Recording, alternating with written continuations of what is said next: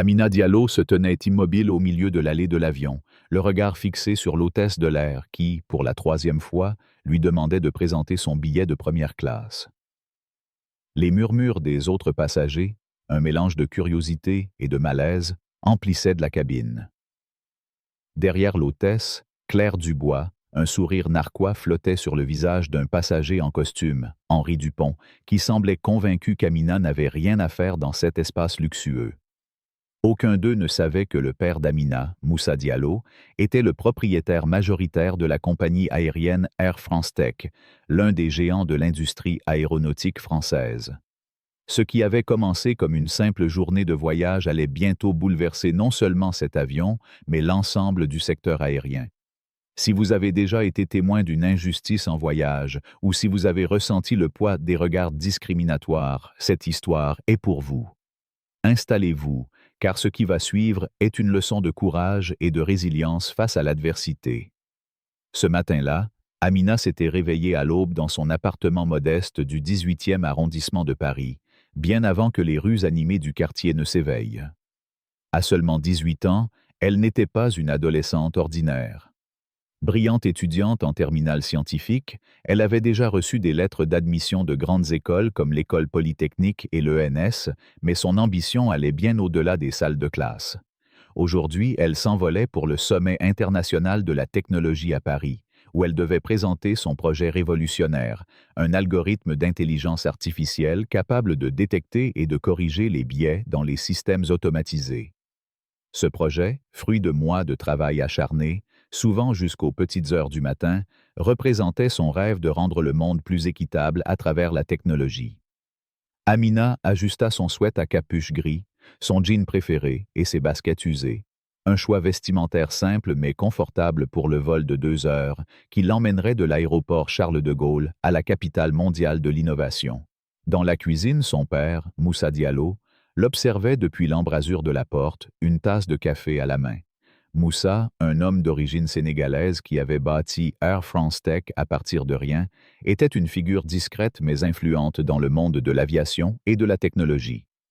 Malgré sa richesse, il avait élevé Amina dans l'humilité, l'encourageant à tracer sa propre voie. « Tout est prêt, ma chérie ?» demanda-t-il, un sourire chaleureux sur le visage. « Oui, papa, tout est là », répondit Amina en refermant son sac à dos, où elle avait soigneusement rangé son ordinateur portable et ses notes. « Ton algorithme va les impressionner, j'en suis sûr », ajouta Moussa, sa voix teintée de fierté. Amina hocha la tête, mais son regard s'assombrit légèrement. « Je veux qu'on me juge pour mon travail, pas pour qui tu es ou pour ce que je représente. » Moussa posa une main sur son épaule. En tant qu'homme noir ayant dû se battre pour se faire une place dans un monde souvent hostile, il comprenait mieux que quiconque la détermination de sa fille. « Tu es plus forte que tout ça, Amina. Ne l'oublie jamais. » 2 heures plus tard, Amina arriva à l'aéroport Charles de Gaulle, refusant l'offre de son père de lui envoyer un chauffeur privé. À la place, elle avait pris un covoiturage, préférant l'anonymat d'un trajet ordinaire. À l'enregistrement prioritaire, l'agent derrière le comptoir, un jeune homme à l'air distrait, scanna son billet de première classe sans lui accorder plus qu'un bref regard. « Bagage en soute ou cabine ?» demanda-t-il mécaniquement. « Cabine », répondit Amina, tendant son petit sac de voyage. Le billet de première classe n'était pas son choix. Moussa avait insisté, arguant qu'un vol confortable lui permettrait de réviser sa présentation. « Tu dois être en forme pour briller là-bas », lui avait-il dit en réservant lui-même le billet. Amina n'avait pas protesté, mais elle savait que ce privilège attirait souvent des regards curieux, parfois hostiles, surtout quand on était une jeune femme noire en vêtements décontractés. En se dirigeant vers le salon de première classe, Amina sentit les regards furtifs des autres voyageurs. Une femme en tailleur chic haussa un sourcil en la voyant passer, tandis qu'un homme d'affaires en costume ajusta ses lunettes pour mieux l'observer. Elle avait l'habitude de ces micro-agressions, ces jugements silencieux sur son apparence, sa jeunesse, sa couleur de peau. À l'entrée du salon, l'hôtesse vérifia son billet 2 fois, son sourire crispé trahissant une hésitation. « Tout est en ordre, mademoiselle Diallo », dit-elle enfin, la laissant passer. À l'intérieur, l'atmosphère était feutrée, ponctuée par le cliquetis des verres de champagne et les conversations feutrées des cadres supérieurs.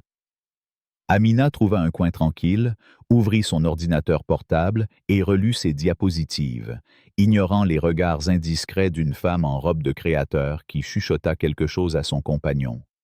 Un homme en costume coûteux, assis à quelques mètres, discutait bruyamment au téléphone. L'acquisition de Dufour est en bonne voie, mais ce qui m'intéresse vraiment, c'est ce sommet technologique à Paris. On dit qu'Air France-Tech prépare une annonce majeure. Amina réprima un sourire. Son père avait effectivement prévu une grande révélation, mais son propre projet était entièrement indépendant, le fruit de ses nuits blanches et de sa passion. Elle envoya un rapide message à Moussa. « À l'embarquement bientôt. Je t'appelle en arrivant. » La réponse arriva instantanément. « Fier de toi, ma puce. Tu vas tout déchirer. » Quand l'appel à l'embarquement pour les passagers de première classe retentit, Amina rangea ses affaires et rejoignit la file. Elle tendit son billet et sa carte d'identité à l'agent de la porte, une femme d'âge mûr qui lui adressa un sourire professionnel. « Bon voyage, mademoiselle Diallo », dit-elle en lui rendant ses documents. Amina s'avança dans la passerelle, le cœur battant d'excitation. Dans moins de 24 heures, elle présenterait son travail à des esprits brillants du monde entier. Des années de persévérance l'avaient menée à ce moment précis. À l'entrée de l'avion, l'hôtesse Claire Dubois accueillait les passagers avec un sourire impeccable. Mais lorsque Amina lui tendit son billet, le sourire s'effaça légèrement. « Première classe ?» demanda Claire, une pointe de scepticisme dans la voix, en examinant le billet plus longtemps que nécessaire. « Oui, » répondit Amina calmement, soutenant son regard. Après un moment, Claire lui rendit le billet avec un sourire forcé. « Siège 2A, côté hublot à gauche. » Amina s'installa, rangeant son sac sous le siège devant elle. La cabine de première classe était à moitié vide, avec seulement quelques passagers en costumes impeccables s'organisant dans les sièges en cuir spacieux. Amina sortit son ordinateur, déterminée à profiter du temps avant le décollage pour peaufiner sa présentation. Quelques minutes plus tard, un homme d'âge moyen en costume gris, Henri Dupont selon l'étiquette de sa mallette, s'approcha de son rang. Il vérifia le numéro de siège, puis la regarda avec une surprise évidente. « Je crois que je suis en 2B, » dit-il d'un ton sec, s'asseyant avec une raideur visible. Amina lui adressa un léger sourire. « Enchanté, » répondit-elle poliment, avant de retourner à son écran. Henri s'installa, mettant autant de distance que possible entre eux dans l'espace restreint. Il lança un regard à Claire, qui aidait un autre passager, et leva la main pour attirer son attention. Quand Claire s'approcha, Henri se pencha vers elle et murmura quelque chose qu'Amina ne put entendre distinctement, bien qu'elle saisît les mots « place inappropriée » et « surclassement ». Claire hocha la tête avec un air compatissant et se tourna vers Amina, un sourire artificiel aux lèvres. « Excusez-moi, mademoiselle, puis-je voir votre billet encore une fois ?» Amina leva les yeux de son écran. « Y a-t-il un problème ?» demanda-t-elle calmement. « Juste une vérification de routine, » répondit Claire, tendant la main. Amina sortit son billet et le lui tendit. Claire l'examina avec une minutie exagérée, comme si elle cherchait une erreur. « Tout semble en ordre, » dit-elle enfin, presque à contre-cœur. « Mais je me demande si vous n'êtes pas confuse quant à votre siège. Les bornes automatiques peuvent être compliquées parfois. »« Je ne suis pas confuse, » répondit Amina, sa voix posée mais ferme. « C'est mon siège attribué, 2A. » À ce moment, les passagers de la classe économique commençaient à défiler dans l'allée, jetant des regards curieux vers l'échange en première classe. « C'est juste que la première classe a certaines normes, » continua Claire, baissant la voix mais avec une insistance marquée. « Peut-être seriez-vous plus à l'aise ailleurs. » Amina sentit une chaleur monter dans ses joues, mais elle garda son sang-froid. « Je suis parfaitement à l'aise ici, dans le siège qui m'a été attribué. » Henri, à côté, consulta ostensiblement sa montre, comme pour signaler son impatience. Claire pinça les lèvres. « Je vais vérifier avec mon superviseur. » Elle s'éloigna, laissant Amina reprendre son souffle. Les mots sur son écran devenaient flous, alors qu'elle luttait contre une vague de frustration familière. Combien de fois avait-elle dû prouver sa légitimité dans des espaces où on la jugeait d'emblée indésirable? Quelques minutes plus tard, Claire revint avec Philippe Martin, le superviseur de vol, un homme grand au visage sévère. Mademoiselle, il semble y avoir une confusion concernant votre siège, commença-t-il sans préambule. Amina referma son ordinateur. Il n'y a aucune confusion. J'ai un billet de première classe pour le siège 2A. Philippe tendit la main. Puis-je voir votre billet? Pour la troisième fois, Amina produisit son billet. Philippe l'examina avec une attention exagérée, puis demanda. Et votre pièce d'identité, s'il vous plaît? Amina lui tendit sa carte, consciente des regards des autres passagers. À côté d'elle, Henri pianotait nerveusement sur son téléphone. Une voix s'éleva soudain de l'autre côté de l'allée. « Excusez-moi, mais pourquoi cette jeune femme est-elle interrogée de manière répétée alors que personne d'autre ne l'a été ?» Amina tourna la tête et vit une femme élégante d'une quarantaine d'années, Madame Sophie Laurent, selon l'étiquette de son sac. Sophie, une journaliste reconnue du journal Le Monde, observait la scène avec une désapprobation évidente. Le visage de Philippe rougit légèrement. « Madame, nous suivons simplement le protocole. »« Quel protocole ?» insista Sophie. « J'ai voyagé en première classe pendant des années et je n'ai jamais vu ce genre de vérification appliquée à quelqu'un qui n'était pas, disons, différent. » Un silence tendu s'installa dans la cabine. Henri se racla la gorge et se leva. « Peut-être pourrais-je être déplacé ailleurs. Je préférerais éviter cette situation. » Claire s'empressa de répondre. « Bien sûr, monsieur, nous sommes désolés pour l'inconvénient. » Elle le guida vers un autre siège, laissant Amina seule sous les regards. Amina sortit son téléphone et commença à enregistrer. « Je tiens à documenter cet échange car il semble que je sois traité différemment des autres passagers. » Philippe fronça les sourcils. « L'enregistrement n'est pas autorisé pendant l'embarquement. » Sophie intervint à nouveau. « En réalité, les règles de l'aviation civile française interdisent l'enregistrement en vol, pas pendant l'embarquement. Elle a tout à fait le droit de filmer ce qui ressemble à un traitement discriminatoire. » Les murmures dans la cabine s'intensifièrent. Certains passagers détournèrent les yeux, gênés, tandis que d'autres observaient ouvertement.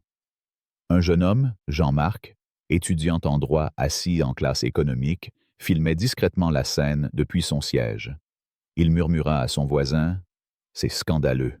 Je vais poster ça sur Twitter. » Philippe, agacé, lança « Si vous persistez à causer un trouble, je devrais appeler la sécurité. »« Un trouble ?» répéta Amina, incrédule. « Je suis assise tranquillement dans mon siège. » Mais Philippe s'éloignait déjà, faisant signe à Claire de le suivre. Ils se réunirent près de la porte du cockpit, parlant à voix basse dans un talkie-walkie. L'atmosphère dans la cabine devint irrespirable. Sophie se pencha vers Amina. « Ne les laissez pas vous intimider. Vous avez tous les droits d'être ici. » Amina hocha la tête, reconnaissante, mais son cœur battait la chamade. Elle devait arriver à Paris pour sa présentation, et cette situation menaçait de tout compromettre. Quelques instants plus tard, Philippe revint, accompagné d'un officier de sécurité de l'aéroport, Philippe Martin, un homme robuste au regard sévère. « Quel est le problème ici ?» demanda Martin, s'adressant à Philippe plutôt qu'à Amina. « Nous avons une passagère non coopérative, » répondit Philippe désignant Amina. « Elle cause un trouble et refuse de suivre les instructions de l'équipage. » Amina sentit son pouce accélérer, mais elle répondit calmement. « Ce n'est pas vrai. Je suis dans mon siège attribué, et je suis la seule à être interrogée ainsi. » Martin se tourna vers elle, son expression durcissant. « Carte d'identité et billet, maintenant. » Amina tendit les documents pour la 4e fois, sous les regards de plus en plus nombreux des passagers. Martin examina les documents avec une lenteur exagérée, comme s'il cherchait une excuse pour la contredire. « Comment avez-vous obtenu ce billet ?» demanda-t-il, son ton laissant entendre qu'il doutait de sa légitimité. « Sur le site de la compagnie comme tout le monde, » répondit Amina, gardant son calme. « Et qui l'a acheté ?»« Mon père, » dit-elle simplement. Martin ricana. « Et que fait votre père pour pouvoir payer un billet de première classe ?» Amina hésita. Elle détestait utiliser l'influence de son père, préférant se débrouiller seule. « La profession de mon père n'a rien à voir avec la validité de mon billet », répondit-elle. Martin plissa les yeux. « Écoutez, mademoiselle, je veux éviter les complications. Votre attitude n'aide pas. »« Quelle attitude ?» demanda Amina, son téléphone toujours en train de filmer. « J'ai répondu à toutes vos questions poliment. Qu'attendez-vous de moi ?»« Que vous cessiez de perturber ces vols, » dit Martin, haussant légèrement la voix. « Sinon, je devrais vous faire sortir de l'avion. » Sophie intervint à nouveau. « Monsieur, j'ai observé toute cette interaction. Les seuls à causer un trouble sont le personnel et vous. Cette jeune femme n'a rien fait de mal. » Martin se tourna vivement vers elle. « Madame, cela ne vous concerne pas. Restez en dehors de ça. » Vous menacez une passagère pour avoir dénoncé une injustice ? Rétorqua Sophie, sortant son propre téléphone. J'aimerais votre numéro de badge, s'il vous plaît. La situation dégénérait rapidement. Plusieurs passagers filmaient désormais, et Jean-Marc, l'étudiant en droit, postait déjà un clip sur Twitter avec le hashtag #voleur1noir. L'interphone de l'avion crépita. Mesdames et messieurs, ici le commandant Dubois. Nous rencontrons un léger retard pour des raisons de sécurité. Veuillez rester assis. Nous décollerons dès que possible. Oh mio. Bah. Martin se tourna vers Amina, baissant la voix mais avec une intensité accrue. Dernier avertissement. Venez avec moi volontairement, ou je vous fais sortir de force. Amina sentit une vague de peur la submerger. Cette situation n'était plus seulement une question de siège. Elle risquait de devenir dangereuse. Sur quel motif ? demanda-t-elle, luttant pour garder sa voix stable. J'ai un billet valide. Je n'ai enfreint aucune règle. Entraver les duties de l'équipage est une infraction, dit Martin, posant ostensiblement la main sur son taser. Amina prit une décision rapide. Elle saisit son téléphone et composa le numéro de son père. « Je dois passer un appel », dit-elle à Martin qui ricana. « Trop tard pour ça, allons-y. »« Cet appel est pour mon père », dit Amina clairement, assez fort pour que les passagers proches l'entendent. « Je pense qu'il devrait être informé de ce qui se passe. » Dans un bureau élégant au cœur de la Défense, Moussa Diallo présidait une réunion avec ses cadres supérieurs, discutant des projections trimestrielles d'Air France-Tech. Son téléphone vibra, et en voyant le nom d'Amina, il interrompit la réunion sans hésiter. « Excusez-moi, je dois prendre cet appel. » Dans le couloir, il répondit immédiatement. « Amina, tout va bien ?» La voix de sa fille était tendue, mais contrôlée. « Papa, il y a un problème sur le vol. L'hôtesse et un officier de sécurité veulent me faire sortir de mon siège en première classe. Ils ne croient pas que j'ai ma place ici. » Moussa serra son téléphone. « Mets-moi sur haut-parleur, » ordonna-t-il, sa voix calme mais tranchante. Amina obéit et Moussa parla d'un ton clair. « Ici Moussa Diallo. À qui ai-je l'honneur ?» Un silence suivit, puis Martin répondit, agacé. « Monsieur, nous gérons une situation de sécurité. Je vais devoir vous demander de... » « Votre nom et votre poste, » coupa Moussa. « Officier Philippe Martin, sécurité de l'aéroport. »« Officier Martin, ma fille a un billet valide pour la première classe. Quel est le problème de sécurité ?» Martin hésita. « Cette passagère est non coopérative et perturbe l'embarquement. »« Qu'a-t-elle fait précisément ?» pressa Moussa. Un silence gêné s'installa. « Elle refuse de suivre les instructions de l'équipage. »« Quelles instructions ? Abandonner un siège qu'elle a légitimement acheté. Passez-moi le commandant immédiatement. » Martin protesta, mais Moussa ne lui laissa pas le temps. « Je suis Moussa Diallo, PDG d'Air France-Tech et propriétaire majoritaire d'Air France-Tech Airlines. Vous menacez ma fille de 18 ans et je veux parler au commandant Dubois maintenant. » Un silence lourd suivit. Martin bredouilla. « N'importe qui peut prétendre être quelqu'un au téléphone. Nous suivons des protocoles. » Moussa rit froidement. « Très bien. Dans 2 minutes, vous recevrez un appel de vos supérieurs. Et je vous suggère de retirer votre main de votre arme. » Moussa raccrocha et appela immédiatement Claire Beaumont, la directrice des opérations d'Air France-Tech. « Claire, ma fille Amina est sur le vol 1423 pour Paris. Elle est harcelée par l'équipage et un officier de sécurité. Appelez le commandant et réglez ça tout de suite. Puis il contacta son avocate, Isabelle Dubois. Isabelle, un officier nommé Philippe Martin harcèle ma fille à Charles de Gaulle. Contactez l'autorité aéroportuaire immédiatement. Dans l'avion, Martin reçut un message radio et son visage blêmit. Il s'éloigna précipitamment, laissant Amina sous les regards des passagers. Le commandant Dubois sortit du cockpit, l'air tendu. « Officier Martin, j'ai reçu un appel du siège. Il y a un malentendu à résoudre immédiatement. » Il se tourna vers Claire et Philippe, leur ordonnant de se rendre à l'avant de l'appareil, puis il s'adressa à la cabine. « Mesdames et messieurs, en raison d'un problème technique, nous devons annuler ce vol. Veuillez quitter l'avion. » Les grognements des passagers emplirent la cabine. Henri Dupont, pressé de partir, évita le regard d'Amina. Sophie Laurent s'arrêta près d'elle. « Vous avez été courageuse. Voici ma carte. Si vous avez besoin de quoi que ce soit, appelez-moi. » Jean-Marc, l'étudiant, s'approcha timidement. « J'ai posté la vidéo. Les gens doivent savoir ce qui s'est passé. » Amina le remercia, encore secouée. Alors que les passagers quittaient l'avion, une représentante de la compagnie, Élise Moreau, s'approcha. « Mademoiselle Diallo, nous sommes profondément désolés. Un jet privé est prêt pour vous emmener à Paris. » Amina rassembla ses affaires, partagées entre la colère et le soulagement. Dans le salon premium, elle ouvrit son ordinateur, mais son esprit était ailleurs. Sur Twitter, le hashtag #VoleurNoir gagnait en popularité et la vidéo de Jean-Marc dépassait les 10 000 vues. Cette journée, qui devait être celle de son triomphe, venait de devenir le début d'une tempête bien plus grande. Le jet privé d'Air France Tech filait à travers les nuages, son fuselage argenté scintillant sous les rayons du soleil couchant. À l'intérieur de la cabine luxueuse, Amina Diallo, assise seule près du hublot, contemplait le paysage qui défilait en contrebas. Après le tumulte à l'aéroport Charles de Gaulle, le silence du vol était à la fois apaisant et oppressant. Son téléphone connecté au Wi-Fi du jet vibrait sans cesse, les notifications s'accumulant comme des vagues sur une plage déserte.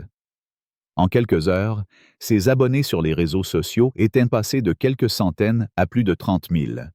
Les hashtags « VoleurNoir » et « Justice pour Amina » dominaient les tendances sur Twitter, et des extraits de la confrontation à bord de l'avion circulaient sur toutes les plateformes. Amina n'avait pas prévu de devenir le centre d'une tempête médiatique. Tout ce qu'elle voulait, c'était arriver à Paris, présenter son algorithme révolutionnaire et prouver sa valeur par son travail. Mais ce qui s'était passé dans cet avion l'avait propulsée sous les projecteurs, et elle devait maintenant décider comment naviguer dans cette lumière inattendue. À peine le jet atterrit-il dans un hangar privé de l'aéroport du Bourget que des représentants du sommet international de la technologie l'attendaient. Une femme élégante en tailleur, portant un badge au nom de Valérie Dubois, coordinatrice de l'événement, s'avança avec un sourire nerveux.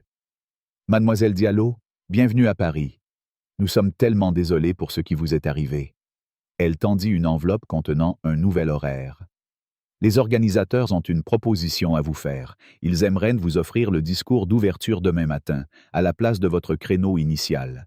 Votre histoire, combinée à votre travail sur l'IA, pourrait inspirer des milliers de participants. » Amina, encore secouée, prit l'enveloppe sans un mot. « Je vais y réfléchir, » dit-elle enfin, avant de monter dans la voiture qui l'attendait pour la conduire à son hôtel près du Palais des Congrès.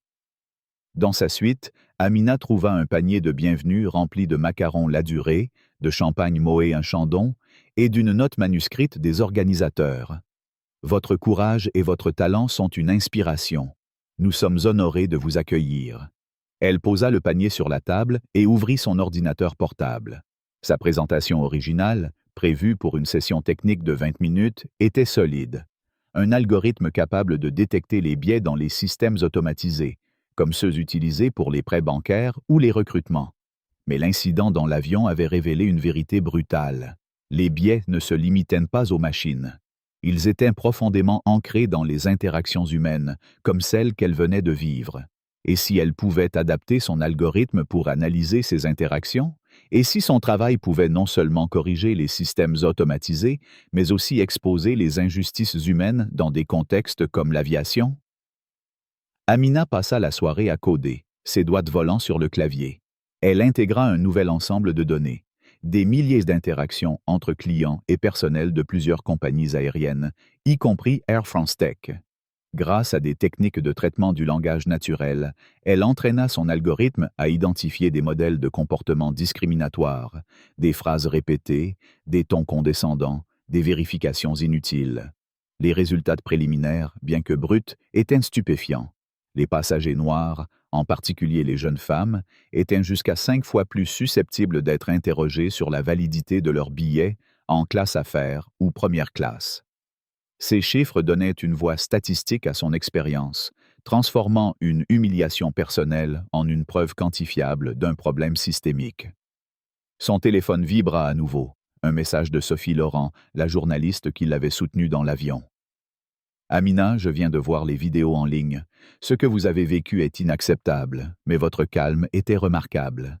Si vous avez besoin de conseils pour gérer la tension médiatique, je suis là. Amina répondit avec gratitude, touchée par le soutien. Sophie, une figure respectée dans le journalisme d'investigation, avait elle-même affronté des préjugés en tant que femme dans un milieu dominé par les hommes. Vous avez une opportunité unique, Amina, ajouta-t-elle dans un second message. Votre histoire peut changer les choses, mais seulement si vous choisissez de l'utiliser. Alors qu'Amina réfléchissait, un autre message arriva, cette fois d'un numéro inconnu. Salut, c'est Camille Nguyen, une autre présentatrice au sommet. J'ai entendu parler de ton incident. Sans vouloir offenser, ne pensais-tu pas que le discours d'ouverture devrait revenir à quelqu'un qui l'a mérité par son travail, pas par un scandale médiatique? Amina sentit une pointe de colère monter en elle. Camille, une développeuse française d'origine vietnamienne, était connue pour son franc-parler, mais ce message semblait injuste. Amina avait travaillé des années sur son algorithme, sacrifiant des nuits entières pour perfectionner son code. Être réduite à un scandale médiatique était une gifle. Elle commença à taper une réponse cinglante, puis s'arrêta. Elle n'avait pas de temps à perdre avec ce genre de provocation. Au lieu de cela, elle canalisa son énergie dans son travail, peaufinant ses diapositives pour intégrer les nouvelles données. Un appel des organisateurs du sommet interrompit sa concentration. Mademoiselle Diallo, nous comprenons que vous avez besoin de temps pour réfléchir, mais le discours d'ouverture attirerait des leaders de l'industrie, des investisseurs, peut-être même des décideurs politiques. Votre travail sur les billets, combiné à votre expérience, pourrait avoir un impact considérable. Amina promit de donner sa réponse avant minuit. Elle ferma les yeux, pesant ses options. Accepter le discours d'ouverture signifiait embrasser une visibilité qu'elle n'avait pas recherchée, risquer d'être définie par l'incident plutôt que par son talent. Mais refuser, c'était peut-être laisser passer une chance de dénoncer un problème plus large, un problème qui touchait tant d'autres qui n'avaient pas sa voix ou les ressources de son père. Un nouveau message arriva, cette fois de Jean-Marc, l'étudiant en droit qui avait filmé l'incident. Amina, j'ai analysé les interactions sur Twitter. Les données montrent que 80% des commentaires soutiennent ton histoire, et plusieurs associations de défense des droits humains veulent te contacter. Si tu as besoin d'aide pour organiser les données, je suis là. Amina sourit. Jean-Marc, avec son enthousiasme juvénile et sa passion pour la justice, était un allié inattendu.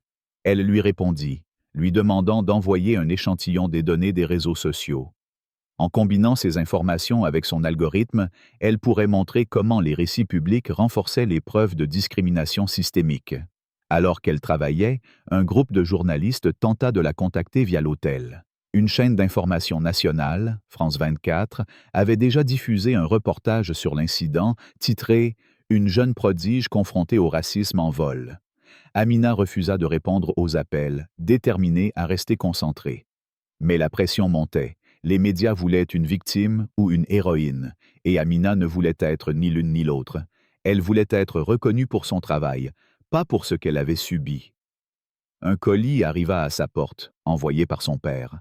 À l'intérieur, une robe élégante de chez Chanel, accompagnée d'une note. « Peu importe comment tu te présentes demain, fais-le avec fierté. Tu mérites cette scène, avec tout mon amour, papa. » Amina sourit, touchée par le geste, mais repoussa la robe. Si elle devait parler, ce serait en jean et sweat à capuche, fidèle à elle-même. Elle n'allait pas se conformer aux attentes de quiconque, pas après avoir été jugée pour son apparence. Vers 23 heures, Amina prit sa décision. Elle envoya un courriel aux organisateurs. J'accepte le discours d'ouverture, mais à une condition. Je parlerai d'abord de mon travail technique. Mon expérience d'aujourd'hui servira de contexte, pas de sujet principal. Mon algorithme a toujours été conçu pour révéler les biais cachés. Ce qui m'est arrivé prouve pourquoi ce travail est crucial. En appuyant sur « Envoyer », Amina sentit un poids se lever. Elle n'allait pas laisser l'incident la définir, mais elle ne l'ignorerait pas non plus. Elle utiliserait cette plateforme pour montrer comment la technologie pouvait créer de la responsabilité, non seulement dans les systèmes automatisés, mais aussi dans les interactions humaines.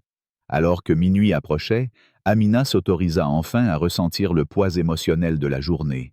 L'humiliation d'être interrogée à plusieurs reprises, la peur lorsque l'officier Martin avait posé la main sur son taser, le conflit intérieur d'avoir dû appeler son père pour résoudre la situation. Elle laissa couler quelques larmes, puis les essuya rapidement. Si elle devait monter sur scène demain, ce serait avec force et clarté. Elle ne parlerait pas seulement pour elle-même, mais pour tous ceux qui avaient été jugés indignes d'un espace à cause de leur apparence, de leur race ou de leur jeunesse. Dans le hall de l'hôtel, un petit groupe de journalistes s'était rassemblé, espérant une déclaration.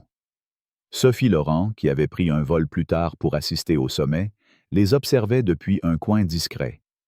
Elle envoya un dernier message à Amina.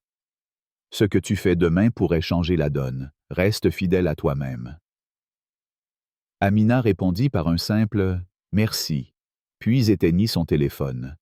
Elle relut une dernière fois ses diapositives, ajoutant une nouvelle section intitulée « Du biais humain au biais machine, une approche unifiée ».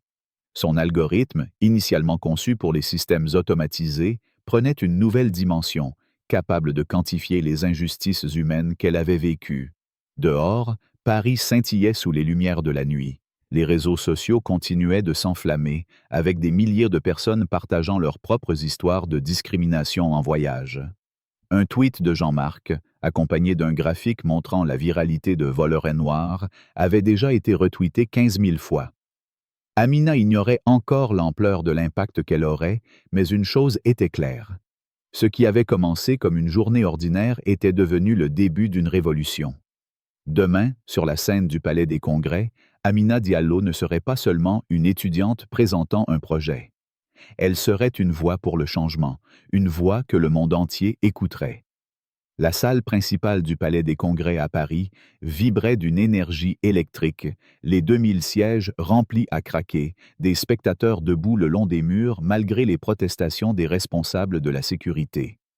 La nouvelle de la présence d'Amina Diallo, la jeune prodige qui avait transformé une expérience de discrimination en une cause nationale, s'était répandue comme une traînée de poudre. Les réseaux sociaux, les chaînes de télévision et même les conversations dans les cafés parisiens bruissaient de son histoire. Certains étaient venus par curiosité, attirés par les vidéos virales de l'incident à bord de l'avion d'Air France Tech.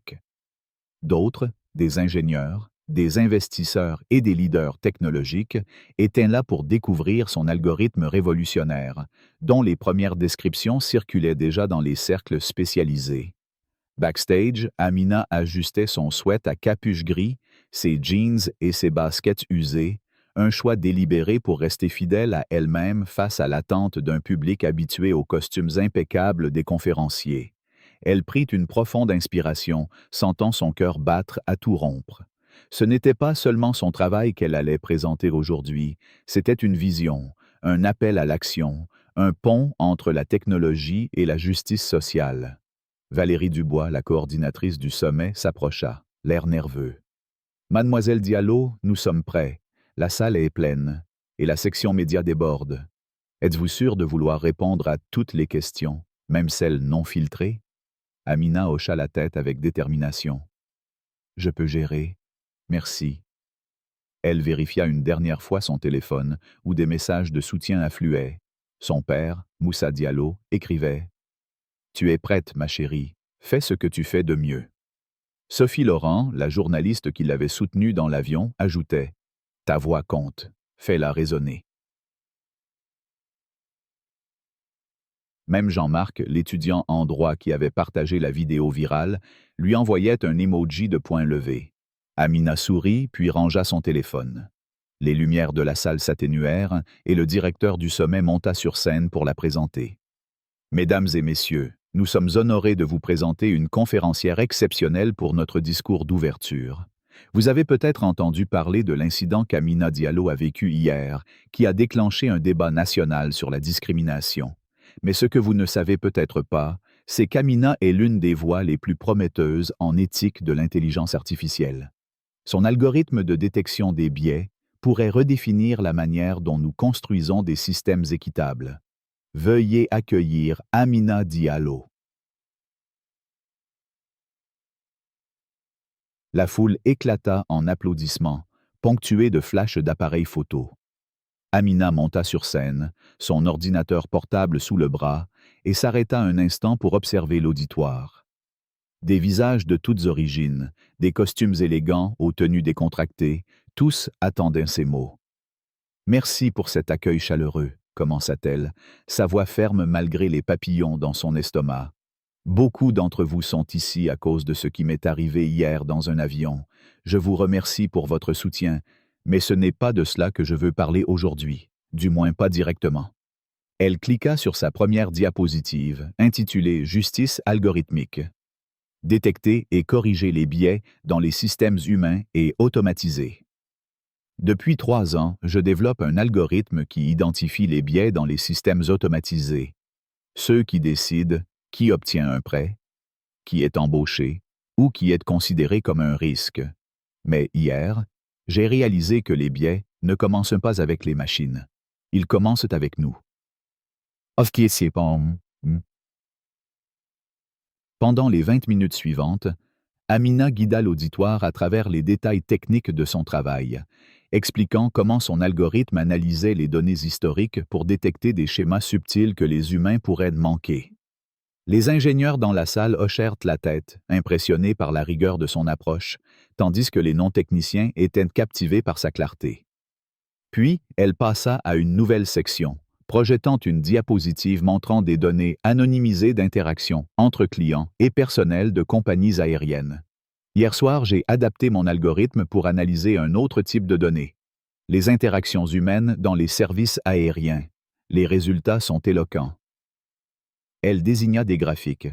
Les passagers noirs sont 3 fois plus susceptibles d'avoir leur billet vérifié à plusieurs reprises. Les femmes en classe affaires ou première classe sont 2 fois plus souvent interrogées sur l'origine de leur billet. Et les jeunes femmes noires dans ces cabines? Elles sont questionnées à un taux 7 fois supérieur à celui des hommes blancs. Un murmure parcourut de la salle. Les données projetées sur l'écran géant rendaient l'injustice tangible, impossible à nier. Ce qui m'est arrivé hier n'était pas un incident isolé, poursuivit Amina. C'est un schéma, si cohérent qu'un algorithme peut le détecter en quelques heures, et si un algorithme peut le voir, nous ne pouvons plus prétendre que cela n'existe pas. Elle conclut avec une vision. Son algorithme, intégré dans les systèmes de service client en temps réel, pourrait signaler les comportements biaisés avant qu'ils n'escaladent. La technologie ne résout pas tout, mais elle peut nous aider à voir plus clairement, à mesurer plus précisément et à agir plus efficacement. L'auditoire se leva dans une ovation qui dura près de 2 minutes. Lorsque les applaudissements s'estompèrent, les questions fusèrent. Un ingénieur demanda des précisions sur les techniques de traitement du langage naturel. Une étudiante interrogea Amina sur la manière dont elle avait géré l'émotion de l'incident. Puis, une femme se leva au 3e rang. « Claire Beaumont, ministère des Transports. Votre présentation est remarquable, mademoiselle Diallo. Nous enquêtons sur plusieurs compagnies aériennes, y compris Air France Tech, pour des pratiques discriminatoires. Seriez-vous prête à discuter de l'application de votre algorithme dans nos processus de régulation? » Amina, surprise par l'opportunité, répondit avec assurance. « Je serais ravi d'explorer cette possibilité. » Les questions continuèrent, certaines techniques, d'autres centrées sur son expérience personnelle. Amina navigua entre elles avec une aisance remarquable, refusant de laisser l'incident éclipser son travail. Pour la dernière question, elle désigna un homme au fond de la salle, en costume gris. Son cœur s'arrêta lorsqu'elle le reconnut, son père, Moussa Diallo, qui avait pris un vol matinal pour être là, malgré son souhait d'agir seul. « Mademoiselle Diallo », commença Moussa, jouant le jeu en tant que simple spectateur, « votre algorithme semble avoir un potentiel bien au-delà de l'industrie aérienne. Avez-vous envisagé des applications dans d'autres contextes de service client ?» Amina sourit, reconnaissante pour la question qui recentrait l'attention sur son travail. Absolument. Cette approche peut être adaptée aux interactions dans le commerce, la santé, les services financiers, partout où des jugements humains influencent les résultats. Le besoin est malheureusement universel. À la fin de la session, la foule se pressa autour de la scène, certains cherchant à prendre des photos, d'autres à poser des questions. Les agents de sécurité durent intervenir pour gérer l'afflux. En coulisses, Moussa attendait avec un sourire fier. « C'était magistral, Amina. Tu as transformé une épreuve en quelque chose de puissant. » Elle l'enlaça. « Merci d'être venu, papa. Et merci de ne pas avoir révélé qui tu es. C'est mon moment. » Moussa hocha la tête. « Je suis juste ici pour te soutenir. » Claire Beaumont s'approcha, accompagnée de Sophie Laurent, qui venait d'arriver. « Mademoiselle Diallo, Monsieur Diallo, » dit Claire, reconnaissant leur lien. « Votre travail pourrait combler une lacune dans nos enquêtes. Les données que vous avez présentées confirment des plaintes que nous recevons depuis des mois. Air France-Tech a l'un des taux les plus élevés d'incidents discriminatoires, malgré leurs engagements publics. » Le visage de Moussa s'assombrit. « En tant que propriétaire majoritaire, cela me préoccupe profondément. Je veux participer à ces discussions. » Claire acquiesça. « Nous comptions sur votre implication. Le changement exige des outils techniques et un leadership engagé. » Alors qu'ils échangeaient leurs coordonnées, Valérie Dubois revint, l'air pressé. « Mademoiselle Diallo, plusieurs médias demandent des interviews dans la salle de presse. Êtes-vous prête ?» Amina regarda son père, qui lui dit simplement « C'est ton choix. » Après un instant, elle répondit « Je vais le faire, mais je veux parler de la technologie et de son impact, pas seulement de mon expérience. » Dans la salle de presse, les questions fusèrent. Victoria Lefebvre, une journaliste de Le Monde, demanda « Votre algorithme est qualifié de révolutionnaire. Pensiez-vous qu'il aurait un tel impact ?» Amina réfléchit. « J'ai toujours voulu créer de la responsabilité. Ce qui a changé, c'est ma compréhension des domaines où cela doit s'appliquer. »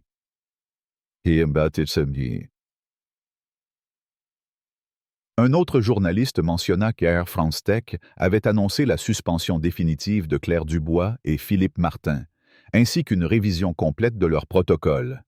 Amina resta impassible. Elle ne cherchait pas de vengeance, mais un changement systémique. Soudain, une silhouette familière apparut dans la foule. Camille Nguyen, la développeuse qui l'avait défiée par message. Camille s'approcha timidement après la conférence de presse. « Amina, je me suis trompé. Ton travail est incroyable, et je comprends maintenant pourquoi tu as eu ce créneau. Veux-tu qu'on discute d'une éventuelle collaboration ?» Amina, surprise mais ouverte, accepta. « Envoie-moi tes idées. On verra ce qu'on peut faire ensemble. » 3 mois plus tard, Amina était assise dans une salle d'audience à l'Assemblée nationale, où une commission spéciale sur l'équité dans les transports examinait les pratiques discriminatoires des compagnies aériennes. Son algorithme était devenu un élément central des débats. Les analyses de Mademoiselle Diallo prouvent statistiquement des schémas de traitement inégal, déclarait la sénatrice Isabelle Moreau, désignant des graphiques projetés sur des écrans. À côté d'Amina, Moussa observait en silence, tandis que Sophie Laurent, devenue une alliée proche, prenait des notes pour un article dans Le Monde. L'article, publié la semaine précédente, avait révélé des cas similaires dans d'autres compagnies, amplifiant l'impact du travail d'Amina. Le directeur des opérations d'Air France-Tech, Étienne Lefebvre, témoignait sous serment. « Nous avons mis en place une formation obligatoire contre les biais, basée sur les données de Mademoiselle Diallo.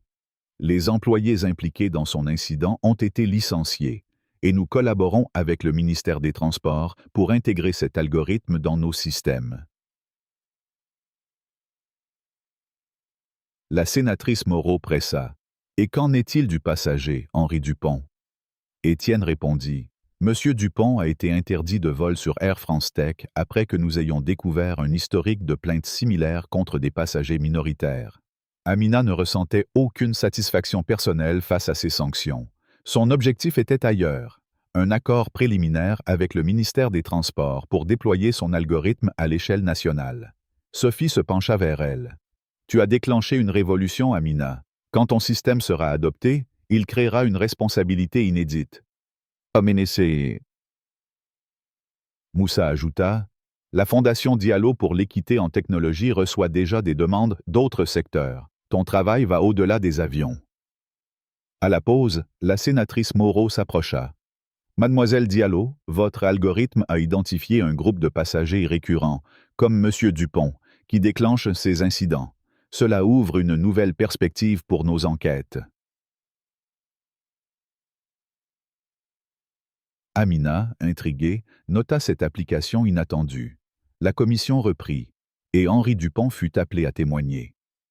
Pâle et mal à l'aise, il tenta de se justifier. Je signalais simplement des situations inhabituelles. Mais la sénatrice le coupa. Inhabituel parce que vous ne pensiez pas que ces passagers appartenaient à la première classe. Votre comportement fait partie d'un schéma plus large, Monsieur Dupont. Après l'audience, les journalistes se massèrent à l'extérieur. Amina, désormais habituée à la presse, répondit avec assurance. Mon algorithme est un outil pour la transparence. Le vrai changement vient quand les organisations agissent sur ces données. Air France-Tech avait signalé une baisse de 55% des incidents discriminatoires depuis l'adoption de son système. Amina savait que ce n'était qu'un début. Plus tard, à l'aéroport du Bourget, Amina s'enregistra pour un vol commercial vers Lyon, où elle devait rencontrer des chercheurs. Vêtue de son habituel sweat à capuche, elle tendit son billet de première classe. L'agent lui sourit. « Bon voyage, mademoiselle Diallo. » Hublot, comme demandé. Pas de questions, pas de regard suspicieux. À bord, l'hôtesse l'accueillit chaleureusement, et le passager à côté d'elle, un homme d'affaires, lui adressa un simple hochement de tête avant de lire son journal. Assise près du hublot, Amina ouvrit son ordinateur pour travailler sur son prochain projet. Une version de son algorithme adapté aux environnements éducatifs. Ce qui avait commencé comme une humiliation s'était transformé en une mission. Elle n'avait pas seulement survécu à l'incident, elle l'avait utilisé pour éclairer un chemin vers un monde plus juste. Alors que l'avion décollait, Amina regarda Paris s'éloigner, prête à façonner l'avenir avec son intelligence, sa détermination et sa voix unique. L'histoire d'Amina Diallo, une jeune femme confrontée à la discrimination raciale lors d'un vol d'Air France-Tech, est bien plus qu'un simple incident isolé. Elle incarne une lutte universelle pour la dignité, la reconnaissance et l'équité dans un monde où les préjugés, souvent insidieux, continuent de façonner les interactions humaines. Cette histoire, ancrée dans une réalité contemporaine et portée par la culture française, où les valeurs d'égalité, de liberté et de fraternité sont au cœur de l'identité nationale, résonne profondément avec quiconque a déjà ressenti le poids de l'injustice. En tant que Français, nous chérissons l'idée d'une société où chacun est jugé pour ses mérites et non pour son apparence, mais l'expérience d'Amina nous rappelle que cet idéal reste parfois un combat. À travers son courage et sa résilience, plusieurs leçons émergent, applicables à notre vie quotidienne et à notre manière d'interagir avec le monde. D'abord, l'histoire d'Amina nous enseigne l'importance de rester fidèle à soi-même face à l'adversité. Lorsqu'elle est confrontée à l'hostilité de l'hôtesse Claire Dubois, de l'officier Philippe Martin et du passager Henri Dupont, Amina choisit de répondre avec calme et dignité, refusant de se laisser définir par leurs préjugés. Elle ne cherche ni à se conformer à leurs attentes en changeant son apparence, ni à céder à la colère. Cette attitude reflète une valeur profondément française, la maîtrise de soi ou sang-froid, qui permet de transformer une situation humiliante en une opportunité de dialogue. Dans nos propres vies, face à des jugements injustes, qu'ils soient basés sur la race, le genre, l'âge ou la classe sociale, nous pouvons tirer inspiration de cette retenue. Plutôt que de réagir impulsivement, nous pouvons choisir de défendre notre place avec assurance en nous appuyant sur nos compétences et notre intégrité. Ensuite, Amina montre que la technologie peut être un outil puissant pour créer du changement. Son algorithme, initialement conçu pour détecter les biais dans les systèmes automatisés, devient un moyen de quantifier et de combattre la discrimination humaine. Cette idée est particulièrement pertinente dans une France moderne, où l'innovation technologique est célébrée, de la Silicon Valley parisienne à Station F. Elle nous rappelle que nos talents, qu'ils soient techniques, artistiques ou intellectuels, peuvent être mis au service de causes plus grandes.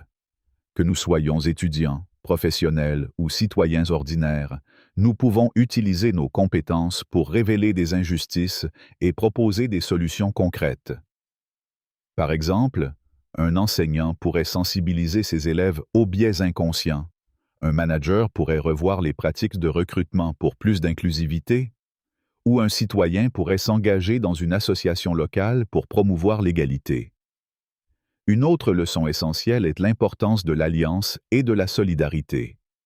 Sans le soutien de Sophie Laurent, la journaliste qui a dénoncé l'injustice dans l'avion, ou de Jean-Marc, l'étudiant qui a partagé la vidéo, l'histoire d'Amina n'aurait peut-être pas eu un tel impact. En France, où le collectif joue un rôle central dans les mouvements sociaux, des manifestations aux pétitions, cette solidarité est une force. Elle nous pousse à nous lever pour les autres, même lorsque nous ne sommes pas directement concernés.